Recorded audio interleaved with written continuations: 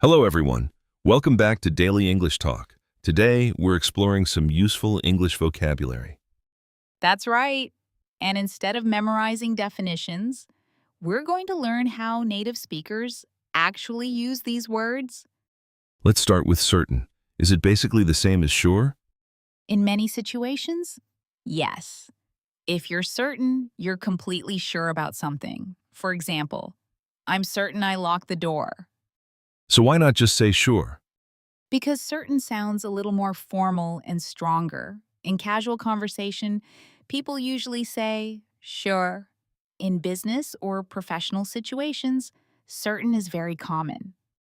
Teachers always tell students to get more exposure to English. What exactly does that mean? Exposure means being regularly surrounded by something.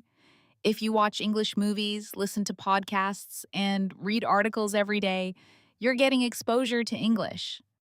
So exposure is different from studying grammar? Exactly. You can study grammar for an hour, but if you never hear real English, your exposure is low. Exposure helps your brain become familiar with the language naturally. I've always been confused about cure and treat. You're not alone. Many learners mix them up. What's the difference? A cure completely removes a disease. A treatment helps manage or improve it.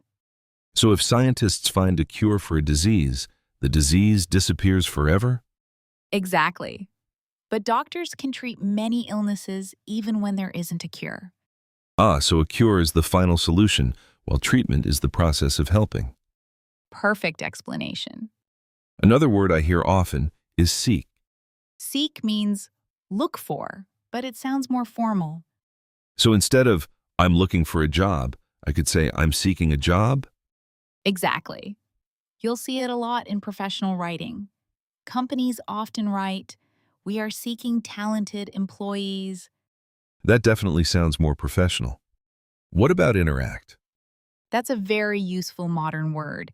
It means communicating or engaging with people. Like talking to friends online?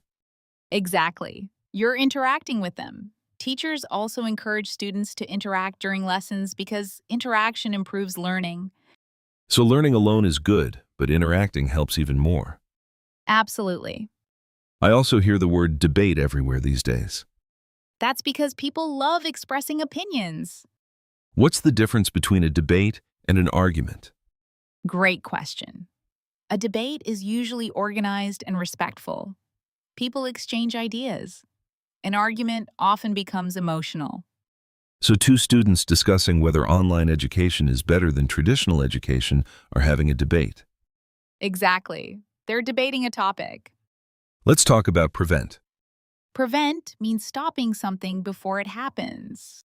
Like wearing a seatbelt? Perfect example. Seatbelts help prevent injuries. I often see prevent from. Yes. That's a very common structure. For example, the storm prevented us from leaving the house. That's a useful pattern to remember. Next word, perceive. This one sounds difficult. It's easier than it sounds. Perceive means how you see, understand, or interpret something. Can you give an example? Sure. Many people perceive successful people as confident. Even if they're not actually confident? Exactly. Perception and reality aren't always the same thing. So perceive is about someone's interpretation. That's right. How about toward? Toward is usually about direction or attitude. Direction sounds easy. I'm walking toward the station. Exactly. But it can also describe feelings or attitudes. Like?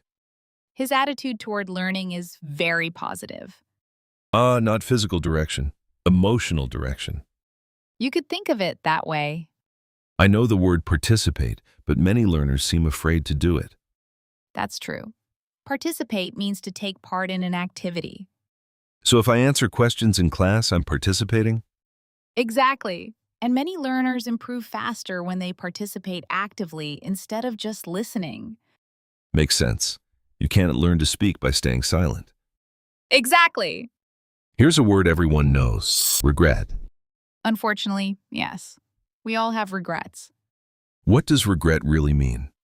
It means feeling sorry about something you did or didn't do. For example, I regret not studying harder when I was younger. that's a common one. Very common. And remember this structure: regret plus verbing. So I regret buying that phone. Perfect. What about permit? Permit means allow. Then why do we need another word? Because permit is often used in formal situations. Schools, governments, companies, and rules frequently use it. Example? The company does not permit smoking inside the building. It sounds like something you'd see on a sign. Exactly. Next is tackle. I like the sound of this word. Me too. Tackle means dealing with a challenge or problem directly. So if a company has financial problems, it needs to tackle them. Exactly. Politicians often talk about tackling unemployment or tackling inflation. It feels like a very active word. That's why native speakers like it. It sounds strong and action-oriented. And our final word is judge. Another very useful word. Most people think of a judge in a courtroom. That's one meaning, but as a verb, it means forming an opinion about someone or something. Like when people judge others based on appearance. Exactly. That's why people often say, don't judge a book by its cover. One of the most famous English expressions. And a very good lesson, too. We shouldn't judge people before we know them. Let's see if I remember all today's words. Certain, exposure, cure, treat, seek, interact, debate, prevent, perceive, toward, participate, regret, permit, tackle, and judge. Excellent. And remember, don't just memorize these words. Try using them in real conversations. That's probably the best way to learn vocabulary. Absolutely. Vocabulary becomes useful when you use it, not when you simply recognize it. Thanks for another great lesson, Sarah. My pleasure. Keep practicing, keep interacting, and don't be afraid to participate in English conversations. Goodbye, everyone. Goodbye. And remember, every day of exposure to English brings you one step closer toward fluency.